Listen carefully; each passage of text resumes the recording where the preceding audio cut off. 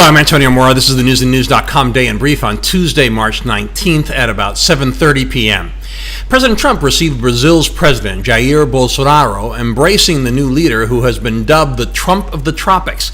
During a news conference in the Rose Garden, they acknowledged they have very similar views, including the need for democracy in Venezuela. Trump said, quote, "The twilight hour of socialism has arrived in our hemisphere," saying all options remain open and that even tougher sanctions against the Venezuelan dictatorship could follow. Bolsonaro offered military assistance to, quote, "take freedom and democracy to Venezuela." Trump also suggested helping Brazil become a part of NATO.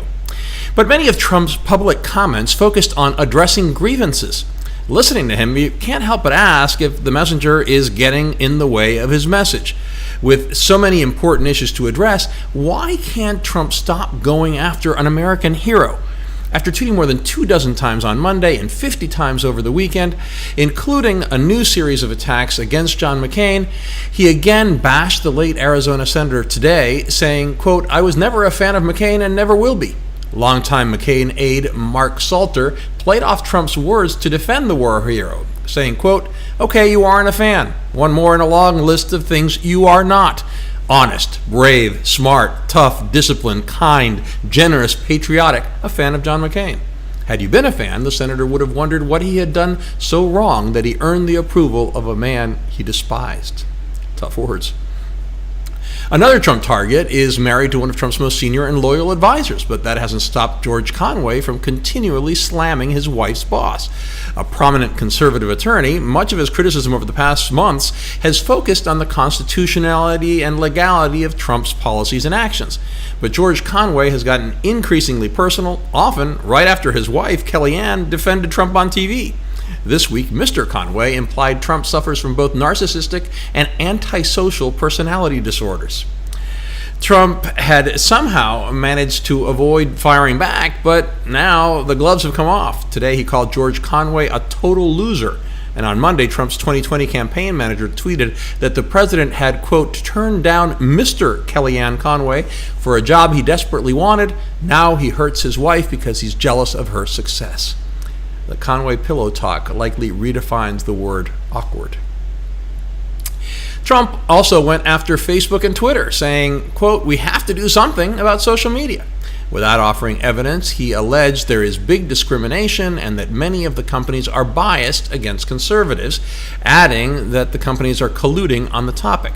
Facebook didn't help its case today when it had to apologize to White House social media director Don Scavino. The social media giant said its automated systems confused him for a bot and blocked his comments. And then there was the president's favorite target, the media. Trump said he was very proud to hear Brazil's president use the term fake news. Trump attacked television news, saying it is hard to believe we win if you look at what's happening with the TV networks. This follows tweets over the weekend where he railed against Saturday Night Live, late-night TV shows, and the media, saying the FEC and the FCC should investigate them. A strong Category 2 cyclone is believed to be one of the worst weather-related disasters ever in the southern hemisphere. Cyclone Idai has devastated parts of Mozambique, Madagascar, Malawi, South Africa, and Zimbabwe, with 110-mile-per-hour winds and flooding rains, killing hundreds. Many more are missing and injured.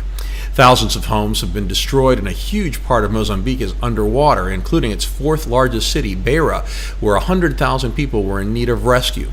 Millions of people in those 5 countries have been affected. The historic flooding in the Midwest is expected to persist well into spring. A large part of the central U.S. will be affected, mainly along the Missouri, Mississippi, and Ohio rivers. More than 9 million people in 14 states have faced flood warnings, which means a flood is imminent or already occurring.